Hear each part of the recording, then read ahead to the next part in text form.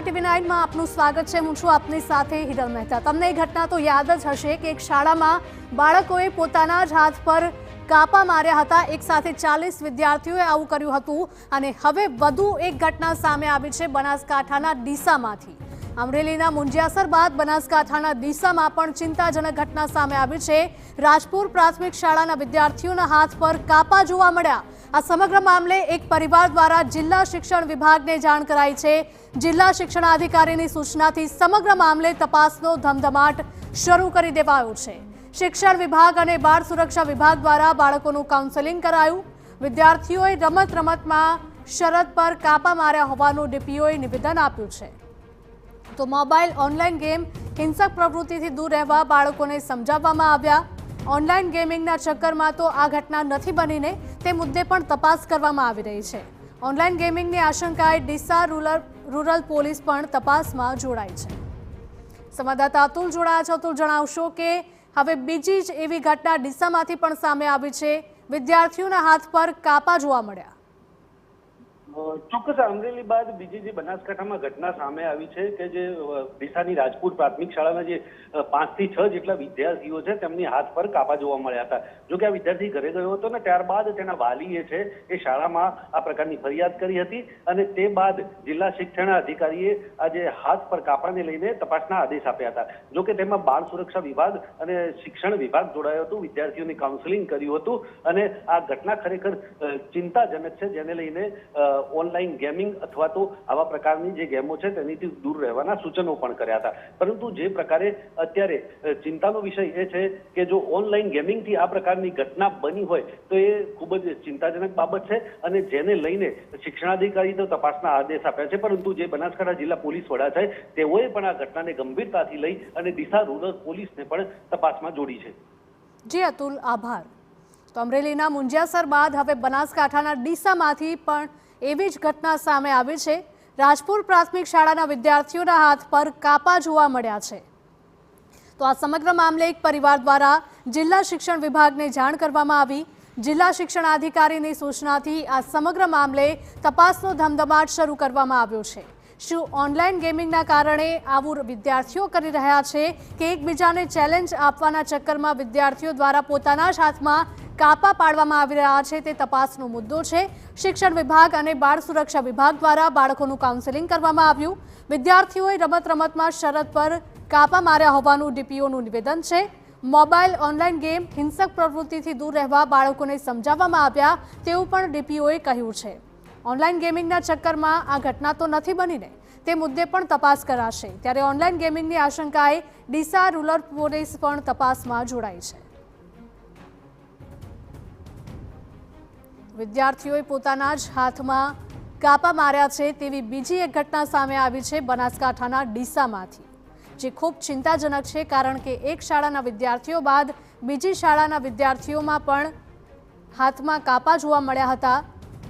સમગ્ર મામલે એક પરિવાર દ્વારા જિલ્લા શિક્ષણ વિભાગને આ મામલે જાણકારી આપવામાં આવી। જિલ્લા શિક્ષણાધિકારીની સૂચનાથી સમગ્ર મામલે તપાસનો ધમધમાટ શરૂ કરવામાં આવ્યો છે। તો શિક્ષણ વિભાગ અને બાળ સુરક્ષા વિભાગ દ્વારા બાળકોનું કાઉન્સેલિંગ પણ કરવામાં આવ્યું।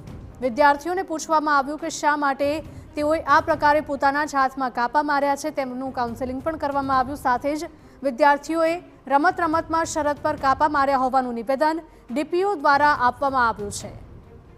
તો મોબાઈલ ઓનલાઈન ગેમિંગ હિંસક પ્રવૃત્તિથી દૂર રહેવા માટે ડીપીઓએ કહ્યું છે કે બાળકોને સમજાવ્યા છે। તો આપણી સાથે એસપી જોડાઈ ગયા છે અક્ષયરાજજી, આપનું સ્વાગત છે TV9 માં। જે પ્રકારની આ ઘટના સામે આવી છે, પહેલા તો અમરેલીના મુંજિયાસરમાંથી સામે આવી હતી અને હવે બનાસકાંઠાના ડીસામાંથી પણ આવી જ ઘટના સામે આવી છે। વિદ્યાર્થીઓના હાથ પર કાપા જોવા મળ્યા હતા, શું કારણ? આ રાજપુર પ્રાથમિક શાળાના બાળકો છે, ધોરણ 6 થી 8ના, અને કુલ સંખ્યા એમની 10 જેટલા બાળકો છે। એ લોકોએ સોશિયલ મીડિયામાં અથવા બીજી કઈ જગ્યાએ જોઈ અને એકબીજાને એવું કહ્યું કે તું આવું કરી શકે, તું આવું કરી શકે, એમ કહી અને જે સંચો આવે છે, શાર્પનર જે આપણે કહીએ છીએ તે, અને પરિકરની જે અણી હોય છે તેના દ્વારા હાથ ઉપર કાપા મારેલા છે। આ ઘટના જે છે એ મંગળવારે થયેલી છે, પરંતુ પ્રિન્સિપાલના ધ્યાનમાં ગઈકાલે આવતા તાત્કાલિક જ બાળ સુરક્ષા અધિકારીનો સંપર્ક કરવામાં આવ્યો હતો। તેમના દ્વારા કાઉન્સેલિંગની ટીમને પણ મોકલવામાં આવી હતી લોકલ પોલીસ તરફથી બી ટીમ મોકલવામાં આવી હતી અને બાળકોને સમજાવવામાં આવી છે કે આવી હિંસક પ્રવૃત્તિથી દૂર રહેવાનું છે.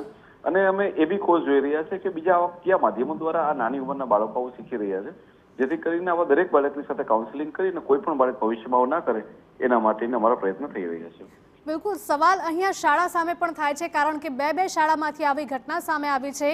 ખબર નહીં આગામી સમયમાં અન્ય શાળામાંથી પણ આવી ઘટના સામે આવશે કે નહીં, પરંતુ શાળાના શિક્ષકો કે પછી આચાર્ય દ્વારા કોઈ ધ્યાન નથી રાખવામાં આવતું. ના, જો આ ધ્યાન શિક્ષક અને આચાર્ય દ્વારા જ આપવામાં આવ્યું છે અને જેવું ધ્યાનમાં આવ્યું છે તાત્કાલિક જ બાળ સુરક્ષાના અધિકારી બી પહોંચી ગયા છે. અને અમે જિલ્લામાં આજે કમિટી બનાવીને એવું બી કરી રહ્યા છીએ કે જેટલી બી સ્કૂલો છે, પછી તે પ્રાઇવેટ સ્કૂલો હોય કે પછી તે ગવર્મેન્ટ સ્કૂલો હોય, તમામ જગ્યાએ એક અવેરનેસના કાર્યક્રમો કરવામાં આવશે, જેથી કરીને કોઈ પણ જગ્યાએ બનાવ બને તે પહેલા જ આપણે જે છે ત્યાં પહોંચી શકીએ. જેટલા પણ વિદ્યાર્થીઓના હાથમાં કાપા જોવા મળ્યા છે તે તમામ પાસે પર્સનલ મોબાઈલ ફોન હોવાનું સામે આવ્યું છે કે કેમ? નહીં, એવું નથી હાલમાં સુધી ધ્યાનમાં આવેલું. અમે લોકો જે છે વાલીઓનો બી કોન્ટેક્ટ કરી રહ્યા છીએ. ખરેખર થયું છે એવું, એક બાળકે બીજા બાળકને કહ્યું કે તું પણ આવું કરી શકે છે, તેના કારણે થયું છે. આની અંદર કોઈ મોબાઈલ જોઈને જ બધા જ બાળકો શીખ્યા એ પ્રકારનું નથી. ઇનિશિયેટ કદાચ કોઈ જગ્યાએથી એક જગ્યાએથી થયું હોય, પરંતુ ત્યારબાદ તો એક બાળક બીજા બાળકને કહે છે કે તું આવું કરી શકે છે, એવી રીતના આગળ વધેલું છે. જી બિલકુલ, આપ અમારી સાથે જોડાયા, વાતચીત કરી તે બદલ આપનો આભાર. તો રાજપુર પ્રાથમિક શાળાના વિદ્યાર્થીઓના હાથ પર પણ કાપા જોવા મળ્યા છે, જે એક ચિંતાનો વિષય છે. આ સમગ્ર મામલે એક પરિવાર દ્વારા જિલ્લા શિક્ષણ વિભાગને જાણ કરવામાં આવી છે. જિલ્લા શિક્ષણાધિકારીની સૂચનાથી આ સમગ્ર મામલે તપાસનો ધમધમાટ શરૂ કરાયો છે. શિક્ષણ વિભાગ અને બાળ સુરક્ષા વિભાગ દ્વારા બાળકોનું કાઉન્સેલિંગ કરવામાં આવ્યું. તો અમરેલીના મુંજિયાસર બાદ હવે બનાસકાંઠાના ડીસામાંથી પણ આવી જ ઘટના સામે આવી છે. રાજપુર પ્રાથમિક શાળાના વિદ્યાર્થીઓના હાથ પર પણ કાપા જોવા મળ્યા હતા. આ સમગ્ર મામલે પરિવારે શિક્ષણ વિભાગને જાણ કરી છે. બાળકોનું કાઉન્સેલિંગ પણ કરવામાં આવ્યું હતું. વિદ્યાર્થીઓએ રમતમાં શરત પર કાપા માર્યા હોવાનું તેમણે કહ્યું છે.